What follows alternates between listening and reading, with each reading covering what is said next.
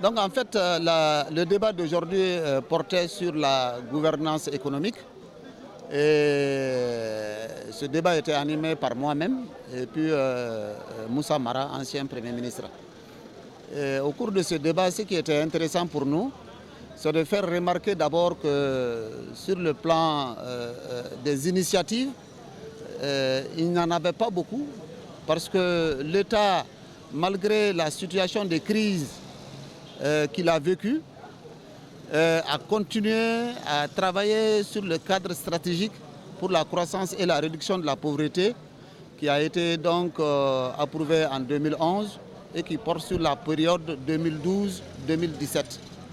Donc ceci, de notre point de vue, est une faiblesse parce que tout simplement, il convenait de relire ce cadre en tenant compte de la crise et en faisant ressortir de nouvelles ambitions en matière de croissance.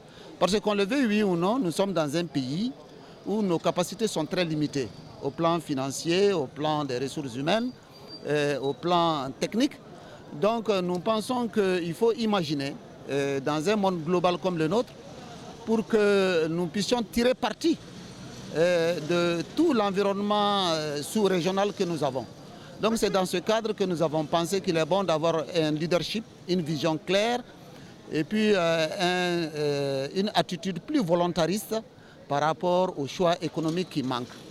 Voilà un peu, c'est sur ces questions, parce que comme vous le savez, aujourd'hui l'état actuel de la gouvernance ne permet pas de gérer de façon efficace les problèmes, les fondamentaux de notre économie.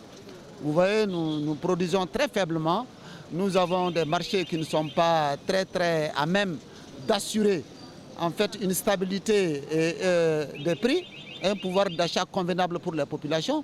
Nous avons également des problèmes liés, n'est-ce pas, à la question relative à notre monnaie qu'on a eu à poser effectivement.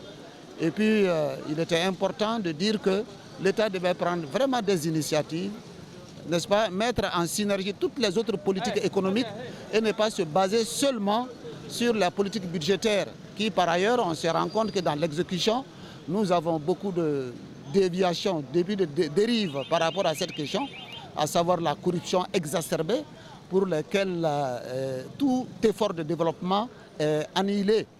Donc c'est sur ces questions que nous avons débattu et je pense que c'était une bonne occasion pour les journalistes économistes de tirer un grand bénéfice du débat que nous avons eu.